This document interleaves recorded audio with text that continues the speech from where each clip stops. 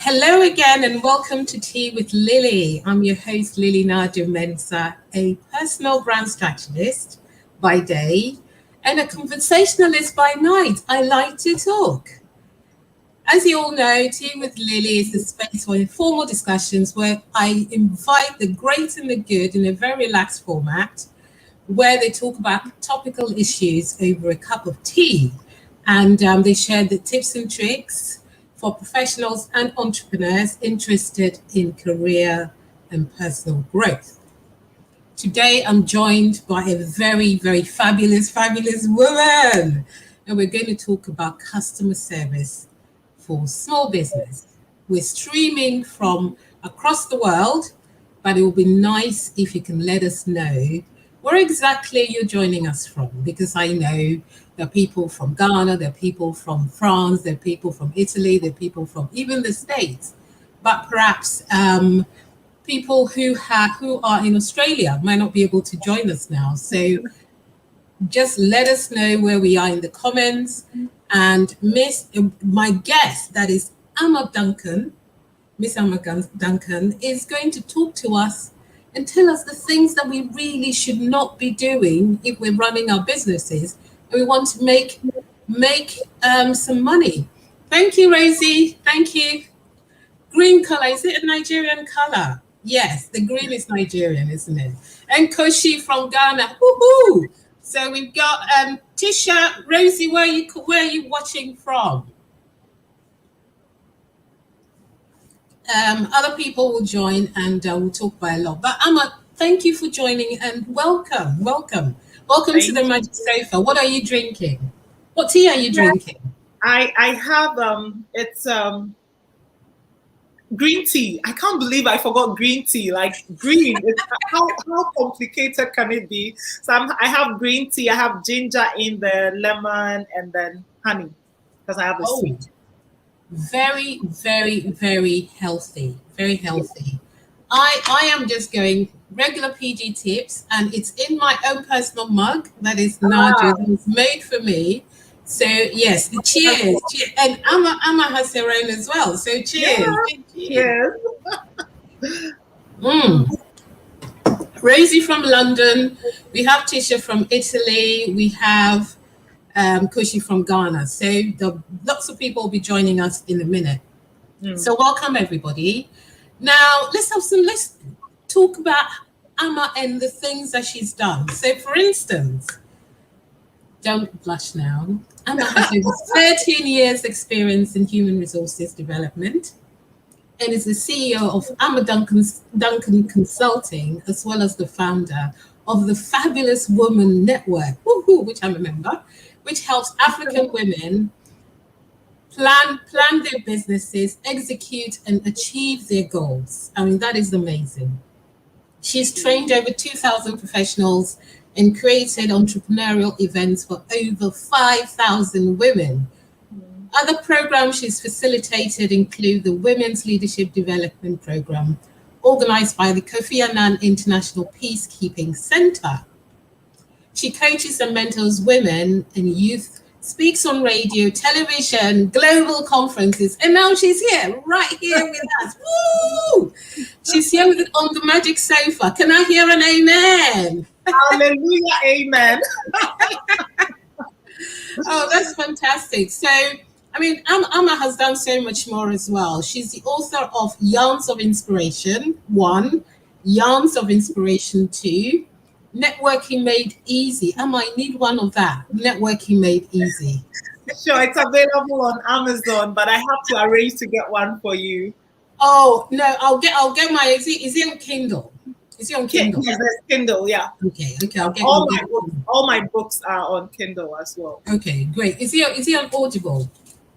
Not yet. So that is one of my goals for this year, because I love Audible, right? I know you love Audible. Yeah. So Networking Made Easy. Great. I'll try and grab a copy. And then it's Access Bank. What's Access Bank Ambassador? So Access Bank is a Nigerian bank, and they have some of their offices in Ghana, and they have this women's program called Access W. So I am a brand ambassador for Access W. Okay. Yeah, it's a women's program, and because obviously I represent women and I'm very passionate about doing stuff for women, they thought, Yeah. hey, let's get that bald-headed girl and make her one of our ambassadors. I wish I was as bold as you in terms of your, but who knows? One day, quite Yeah. envious. I've got hair envy. I'm sure you just wake up and then you just, and then I you. know, and then I'm gone, right? Yeah. Also, Ama is a 2017 Mandela Washington Fellow. Hmm. Sounds very grand. I love it. It is. It Sounds was. very. What is that? Please educate us. You're here. I'm going to ask a lot of silly questions. No, it's not silly. I love talking about these, so thank you. So the Mandela Washington Fellowship is organized by the U.S. Embassy. Actually, no, it's the American government. So every year they put together 1,000 Africans, and then they put us in different schools in the United States. So for mine, I went to Northwestern University in Chicago, and I got to study there for, now I forget, I think 6 weeks, but I went through the education entrepreneurship program. And so, yeah, it's like everybody gets to be in a school and you get to network with other Africans. Lily, it's one of the most amazing things that can happen to a young person. You know, I wish that all Africans would have that opportunity to meet other Africans, but in another setting totally.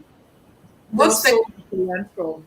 You mentioned a young person. What's the cutoff age? Is a 59-year-old woman too old? Well, you know. No, so this particular one is up to 35, but they have other programs for more, older people. Like our current president in Ghana, Nana Akufo-Addo, was on one such.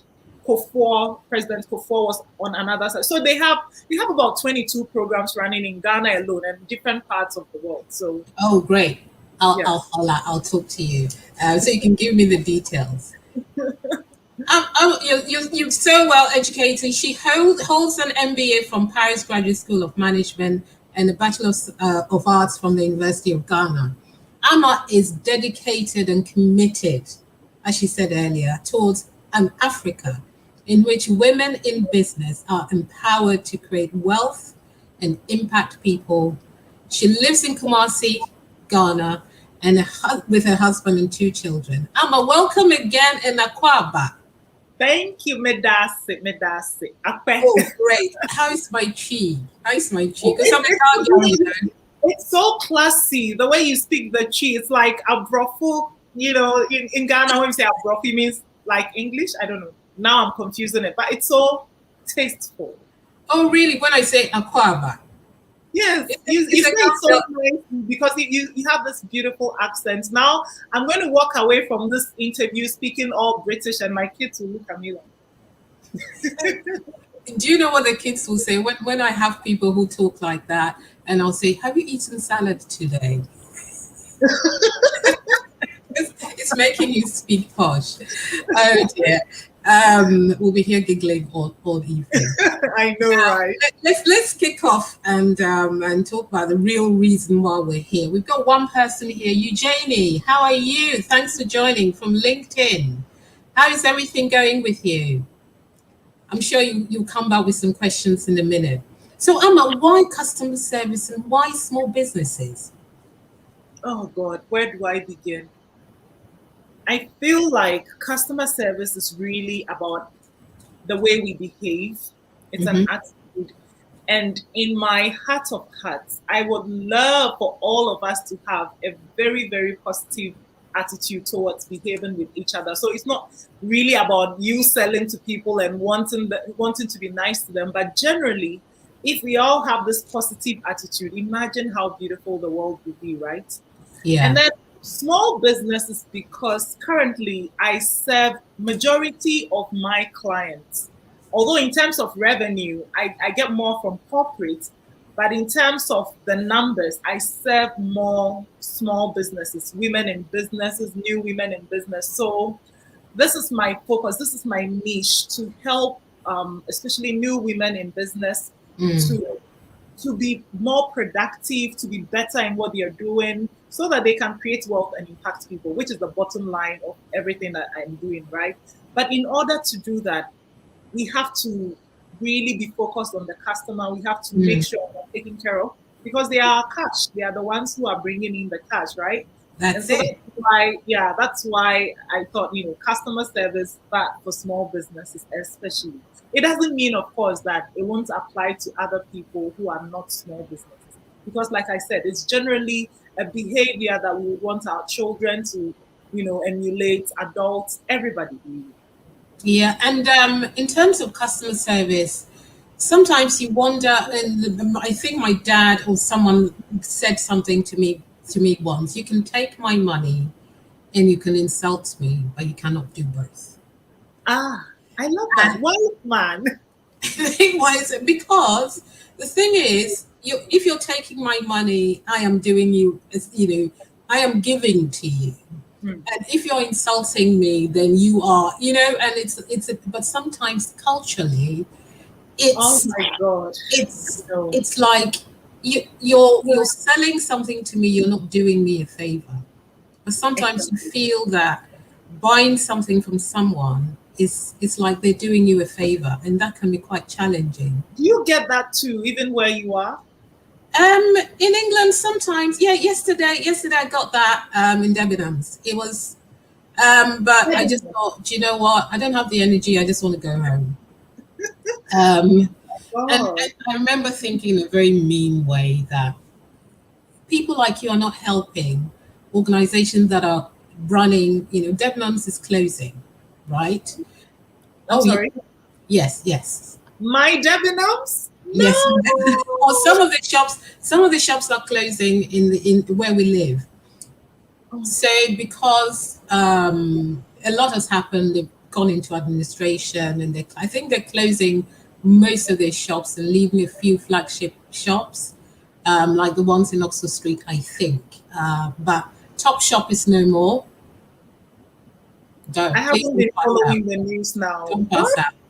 Yes, there's no more Top Shop. We went into the lockdown with the high street, and the high street is now a very small. The high street is just gone because people are buying from the internet, Amazon. Exactly. The bricks and mortar is going. Yeah. But the thing is, how many years ago? Maybe 1999. Year 2000 was when everybody was saying that bricks and mortar is going to disappear and the internet is going to take over. Well, it took the internet 20 more years. Yeah. Yeah. So yes, some of the bricks and mortar companies are going or have gone. So they had a sale, and Miss Lily trying to hustle some stuff through. But Lily, you should have told me this earlier. Is the sales over? The stuff that they had, like Elizabeth Arden makeup things, were open, and I was like, for the COVID stuff, you don't really want to buy, even if it's half price. You don't want to buy something. So I was saying to her, have they got them in sealed packets? How she rolled her eyes at me. I was like, excuse me, right? I better go. So we do get that. She must have woken up on the wrong side of her bed or something like that. But yes, we do get that. And I'm sorry to be the person that gave you the bad news about Debenhams going. Yeah, I know. Now I'm thinking I really have to go on and read some stuff, what's happening in the UK. It's, I left UK about 13, 14 years ago, and I haven't been back since. And I miss sales. I miss queuing in front of Next at dawn, waiting for them to open. So are you one of those? Oh dear. My earring just fell off. Really? Yeah, I used to do that. Was it last Monday? They opened the shops again, and the queues were going around the block just like it was sales day or Boxing Day after Christmas. Yeah. But I think it's gone back down. But yes, we do get here. So why do you think this customer service thing is such a hot potato especially in Africa? Because I know we have it here, but in Africa, it's almost accepted. Well, where do I even begin? So, like I said earlier, it's really about culture, right? Customer service Mm. culture is the way you do things. So, for instance, if I walk into your company, the way you receive me, the way you talk to me, the way you serve me, that is really the service. However, like you also mentioned, sometimes we feel that we are doing the people who are bringing us money, we are doing them a favor. And it's really ridiculous that we think that way, because for someone who owns a business, they might think differently. They see the customer and they see cash. But for Hmm. the startup, it's like, oh, another person coming to ask me 100 million questions and just walk away without buying and all.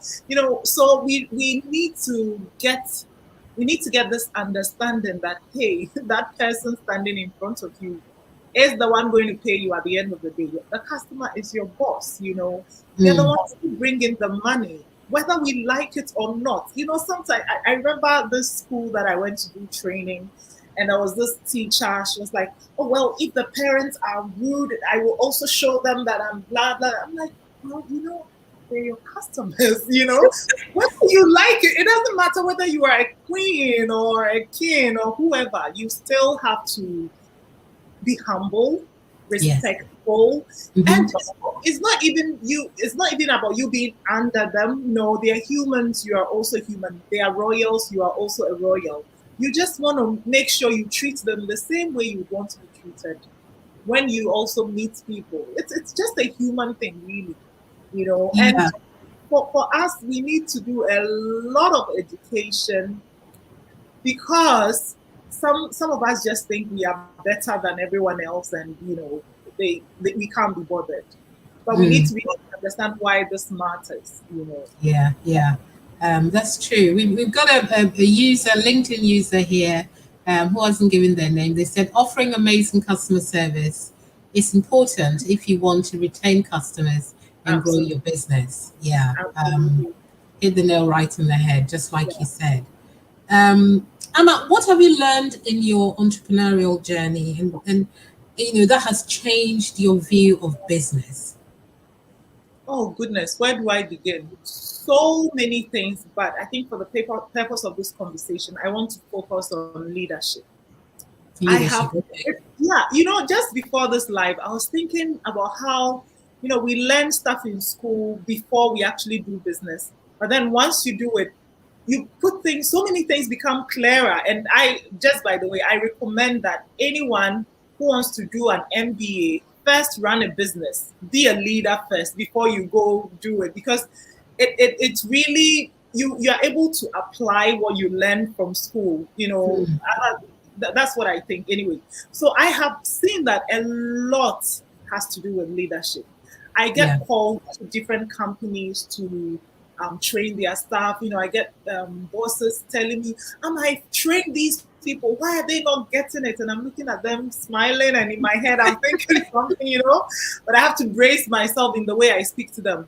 I have noticed that well, this is my personal experience, that for things to change in the way we do business, the way we attend to customers, even in our money making and everything, the leaders have to really, really, first of all, set the culture. They have to Yes. decide on the culture. They have to decide what they want as a culture for the company and then Mm. create it.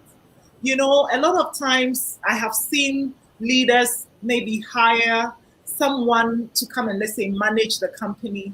And then Yeah. because this person is coming into a management position, they are thinking, oh, they are gurus already. They probably push them from another place. And so they Yeah. don't train them on the culture, thinking, oh, they're Yeah. already good. But they are coming with a totally different culture, different mindset. These are people who all their lives have lived as whatever, doing whatever. So Hmm. what I see sometimes is these leaders or these managers are coming into these companies and they are not oriented on the corporate culture. Yeah. First of all, the corporate culture sometimes is not even being determined by the leader, which is wrong. Because first you have to create it, you decide your vision, mission, values, your SOPs or standard operating procedures, and then you train others, including your managers. Yeah. including especially your managers, because they are the ones who are also going to train the staff and everything. So this is another thing I see that it's not happening enough. Some companies are really doing well, but others need to do more. And then another thing I've noticed in my journey is that sometimes we pick those we want to train. So, for instance, when I run customer service training, I have managers telling me, "Oh, my front of house staff, train my front of house staff." I'm like, okay, what about the security person, the driver you were sending to the airport to pick your clients? And I don't know, Lily, the last time you came to Ghana, but you know how security persons are the ones helping you park your cars and everything. Yeah. Imagine Yeah. they are not well groomed. They are not they are not pleasant. They can in Ghana we say they will bore you. They can make you upset. And my last time, I was very lucky. I came just before the last lockdown, so it was January, February 2020. So it's quite recent in terms of traveling time. It's quite recent. So yes, I know, and those are some of the things that you see and you wonder. But like most things, customer service should be everybody's job. Just like marketing, just like diverse, it should be part of the fabric of the organization, isn't it? Yeah, exactly. But we make it seem as if it's for only those at the front, and then the rest of us. I mean, I don't know if you've ever been to an accounting office where the staff were dreadful to you, or their place was so disorganized and people just talk to you anyhow. When it comes to soft skills, this is another thing I've noticed. We would take only the front of house people, and then for the back of house, we take them for technical skills training and all these fancy things, but thinking that, they don't need soft skills training. But they are the ones collapsing our businesses when we are not focusing on them, really. Yeah, that's true. Hi, Linda. Hi. I think a couple more people joined. Hi, Sister Pat. Linda, you were saying customer service is the bread and butter of any company. Very true. And to be a leader, you must be a follower. Oh, let me show that one. To be a leader, you must be a follower first. Yes, that's so true. Ama, have you heard of the term servant leader? Yes. It's one of the latest things that is coming out, and I think a lot of leaders, because leadership is not it's about service. But people think leadership is about power, it's about your position. But being a good leader is about serving your clients and serving your staff, and you're the person giving direction only, really. Hi, Yvonne. So let's talk about servant leadership just quickly. Okay, so there's this joke my husband and I make at home. We ask ourselves that, why is it that, like when we see people vying for different positions and they are going to serve, I mean, the role is for them to serve. First of all, they are so desperate, desperately asking for votes and everything. And they get there and then they're supposed to be serving us, but we end up serving them. They become like kings on palanquins or something. But when you're the V8s, we shall not say that here. But you see, the thing is that when you're a leader, like look at Jesus. Jesus was a great leader. A leader serves. That is why you are there, to serve, to take care of the passions of the people, to help them. But if we are not doing this, but we are focusing on sitting somewhere on some big chair and then commanding, that is not leadership. Jesus didn't do that. Jesus was serving, washing people's feet, helping people. And that's what God expects of us, I don't really, maybe the problem too is some of us don't understand leadership. We think it's an honor, yes, but it's work. But I don't think some of us get it. Perhaps we see the royal family and we think, it's all glorious and whatever, but we don't see the real hard work they do behind the scenes. So we don't really see these things. Maybe we should show more of these more often. Then people will see that, leadership is actually work. Yeah, they have to get up and go to work, regardless of which palace whether it's the palace in Kumasi, what's it called? Is it Manchia Palace? Menchia Palace. Manchia Palace or Yeah. Back House or Buckingham Palace? It's all about, because I'm sure that Santihini or the Gamanche has to wake up and has to do certain rites for the people that they lead and so on and so on. It's not just lying there and being given food and stuff like that and being served. They also have to serve, but people forget that. Eugenie says it's a big. Eugenie said it's a big problem in African communities. We have less customer service skills and it's affecting most Black-owned businesses. So well done, your teaching. Well done for your teaching. Thank you. Thank you, Janie, for your comment. Now, Wilson, we need a cultural shift and even change. That's definitely true now. Thank you. So, next question. How can we improve sales with great customer care? Okay. So the first thing is, like I mentioned, leaders setting the culture. Mm-hmm. Also training everybody in the organization from the top to the bottom about the culture of the company. This is how we do things. Like in McDonald's, everybody is trained to say, would you like some fries with that? Everybody, and they're so consistent. I've never been there, or KFC and all these places where they don't say this. It's because they've had consistent training.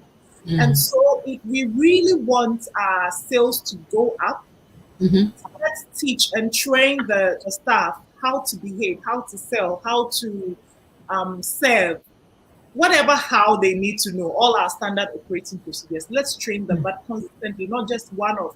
I get leaders telling me, oh, but I've trained them. Why are they not changing? One training will not save, They won't even remember because they're so scared. It's their first day.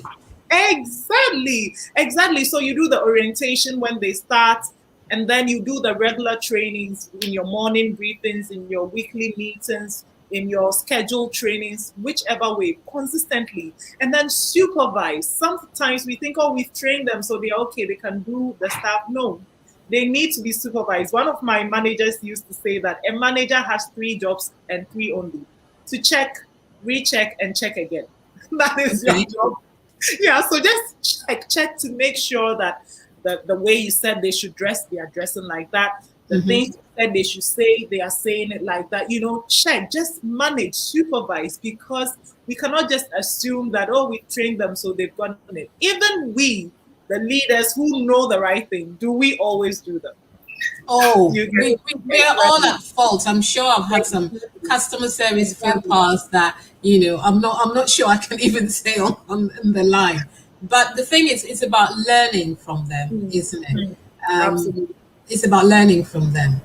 Yeah. What are the key ingredients in the sort of customer care Bible? I'm sure you've got one, and I'm certain there's a book in that coming out that you probably call Customer Care Bible. Yes, actually, yes. So there is a book I've been working on forever. Oh God! Oh, but how did I know? No, I can't even explain why this book hasn't been out, because I started writing it even before my first book. But anyway, so I think that the key things I would want to talk about here is the vision of the company. That is what's the bigger picture of what the company wants to achieve. The reason to set up the company. Like for my company, or the Fabulous Woman Network, our vision is to see an Africa in which women in business are empowered to create wealth and impact people. And so everything we do is, leads to this vision for us. Your mission, that's your purpose. What is it that your why, your purpose, the mission for which that business was even set up. You are not only training your managers, but everyone needs to understand this mission. It's so key. And then your values, your core beliefs. You enter some, like in Ghana, there's this bank, this Nigerian bank, and they all dress so sharply, so beautifully. And I found out one of their values is immaculate appearance. So that is so important to them. And you see everybody consistently, they invest in the best suits, even when they are not in suits and it's casual, you see some elegance to it. I mean, not sophisticated, but elegance. And so it's because that all of them have gone through the values of the company, right? And so everybody is aware that here, this is how we do things. And so just these three key things, if we are able to do them, vision, mission, values, clarify them, teach people consistently from orientation, week or day or whatever, to trainings, daily briefings, every opportunity. One of my general managers said, Ama, I want you to train them till they spit, till they vomit the values. Like, vomit the values. because like he wanted us to really ingrain in them. These are adults coming from different parts of the country with their culture already. And then you have a corporate culture that you want them to be aware of. Definitely, you have to do a lot of training. These are, let's say, 30-year-olds. They form their culture already. So it's not exactly to change. So it's not an easy work for a manager to change culture like that. But I think the key also is to hire the right person to fit the culture. The person you are hiring should have sort of personality, should be trainable, and then obviously to fit the role that you are looking for them to fit in. Yeah, I like what you said about they should be trainable, because some people are just not trainable. Yep. So you can train and train and train, but they just will not pick it.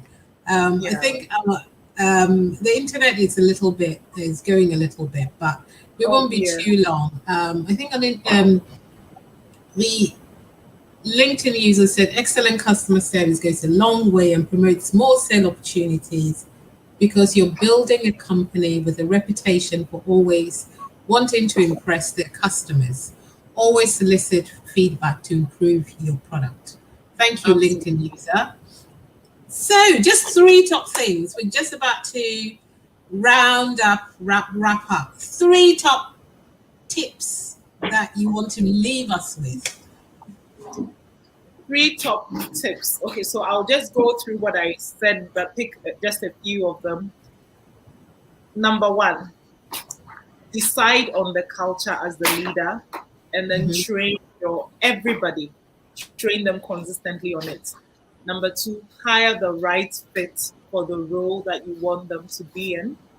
Right. And then finally, conduct mystery shopping to find out what is really happening when you are not there, because it can be amazing what you will find out.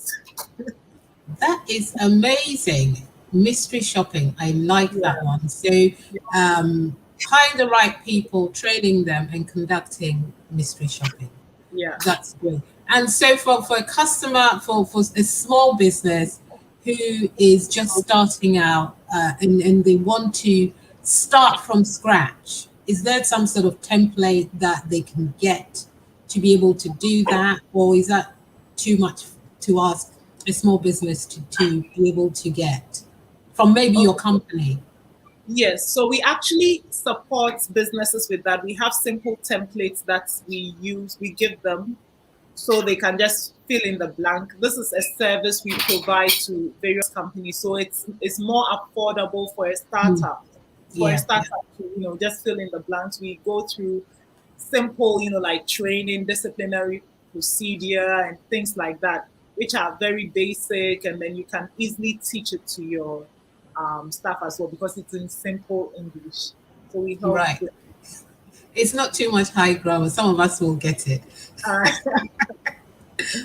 thank you very much. I think Ama mentioned that she'd like to give us a giveaway. And could you tell us what that is?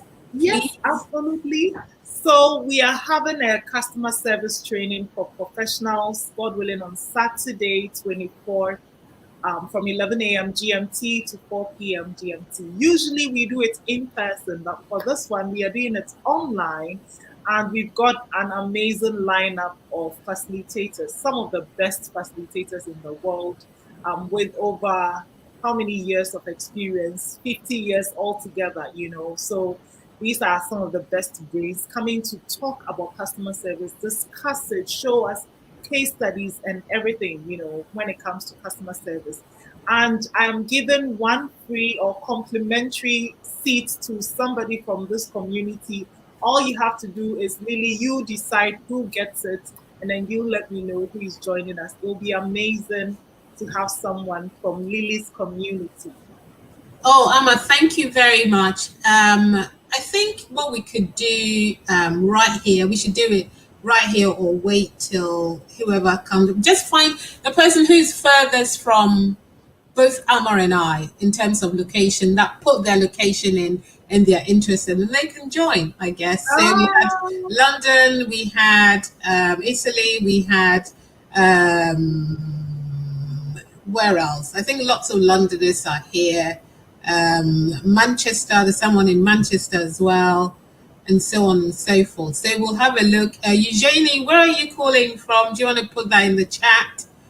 And then seeing whoever is furthest, we'll get the link and then I'll contact them and then I'll let them contact you, or I can send you the email. How does that sound? Fantastic. And how can people find you, please? Email, website? Yes, so my website is amaduncan.com. Just my name, amaduncan.com. And my email is hello@amaduncan.com.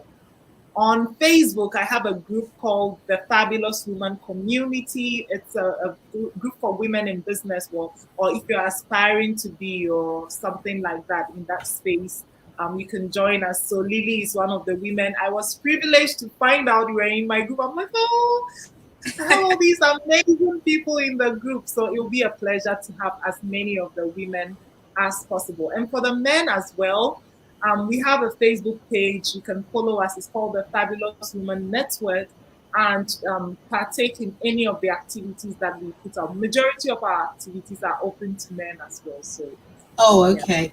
We have someone from Lincoln. Lincoln, my son went to uni in Lincoln. So we'll look at the postcodes and addresses between London and Accra, and try and see who is at the furthest point from us. A bit of geography, oh God. Yeah, maybe someone from China or Singapore. So we'll give it about 24 hours to see who does the replay. This time on Wednesday, we should have an answer. How about that? I think that so it's actually this Saturday. Oh, so this time on Wednesday. That's tomorrow. Look at us next week. No, we'll be here. So even slightly early, let's say 6 o'clock or 5 p.m. Wednesday, we'll do the draw, and then that's fine. That is amazing. What's your Facebook name again? Pat says.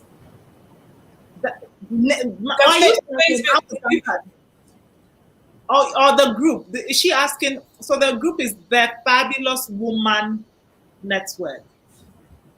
The Fabulous Woman Network. One woman. Actually, I can't type in this. Oh, never mind. But this thing can be a bit.